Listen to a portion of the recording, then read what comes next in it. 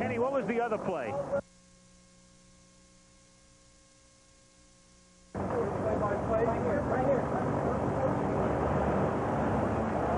Back at halftime at the Super Bowl in San Diego, where Washington leads by a score of 35-10, and the halftime show continuing for this crowd in excess of 73,000 at expanded Jack Murphy Stadium. Bizarre. Who would have believed this? 10-0 first quarter. It looks like maybe it's a Denver route. The next thing you know, it's 35-10 Washington. Washington punting on their first 4 possessions and all of a sudden getting their act together like we thought they might be able to do if they were able to control the line of scrimmage. And then on their next 5 possessions, 5 straight touchdowns. It is one of the great routes I have seen. It's hard to believe at this point. But I don't know how you come back. I don't know what Danny Reeves tells the guys inside. You know, a couple of things I think about are what would have happened. A couple swing points in this game. You know, a couple of times Washington puts the ball down on the ground, and you have to wonder what would have happened if Denver would have recovered. Here's a kickoff by Ricky Sanders. It's 10-0 Denver holding a lead, and he gets the hit there from Bell, and down it goes. And you know, you really have to wonder what happens if Denver comes up with it and it's a 17-0 ball game. And if you're wondering who recovered, they tell us officially Ravin Caldwell gets credit for what turns out to be a very big recovery. Then this play, Doug Williams going down. It appeared that Williams might even be injured enough to have to come out of the game. In fact, he only missed 1 play. Rulon Jones picked it up, but it was ruled that he was down, had given himself up, and there was no fumble. And, of course, the whistle, we later found out, was the reason they were not allowed that fumble. It wasn't a give up. They had blown the whistle, and that was it. The thing I can't get out of my mind right now is the Denver defensive team and what they've done in the last 4 quarters of football. I mean, you know, we talked all these last couple of weeks about what they did against the second half against Cleveland in the AFC Championship game, and then the first half of this game. Now, really absorb these numbers.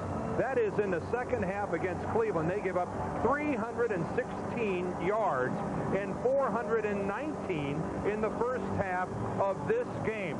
Well in excess of 700 yards and 65 points in their last 4 quarters of football. I don't know if I've ever seen yardage and points like that. 65 points. There it is. If it was a 1 full game, 65 plus. If Jeremiah Castile doesn't take the ball away from Ernest Biner, it's probably 72 points. So, I mean, of course, the last game, the championship game, it was in the second half when things really got bleak. So I don't know what we're looking forward to, but again, I'll have the same question. I don't know what Danny Reeves does when he goes into the locker room. You've been down 35-10. Dan, I've been down 35-10, but I've never been down 35-10 like that. Well, one thing comes to mind real quickly to me, and that's that we have to see John Elway stop forcing the football. The last 2 times he had it, rather, he threw interceptions. He can't make it happen on every play. Denver's going to have to put together a couple long drives and get their defense in gear. Meanwhile, Bobby Beathard, the architect of this Washington team, their general manager, he's with Mike Adamle. Mike?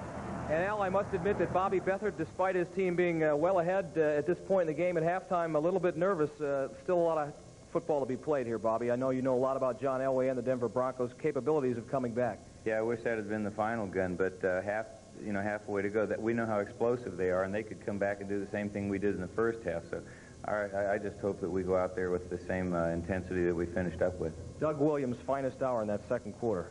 Yeah, Doug's been playing great, and he's having a tough time moving around. So that can mean a lot in this half. I don't know how that's going to affect us, but you still have to have a great deal of respect for both their offense and defense. So we'll just have to see how it goes. I know you were very fond of Timmy Smith, one of the reasons why you drafted him in the 5th round. He has had an outstanding first half. Yeah, he's had a great first half. The guy's been playing hard. You know, we just need 30 more minutes. Okay, Bobby, thank you very much for joining us. Al, one other note, the Denver Broncos left tackle Dave Studdert has been taken to X-ray to examine that injured knee. It is not likely that he will be back in the ballgame. Back to you. All right, thank you, Mike. And we'll return to Super Bowl 22 from San Diego, Jack Murphy Stadium, after this word about an upcoming show on ABC and a word from your local station.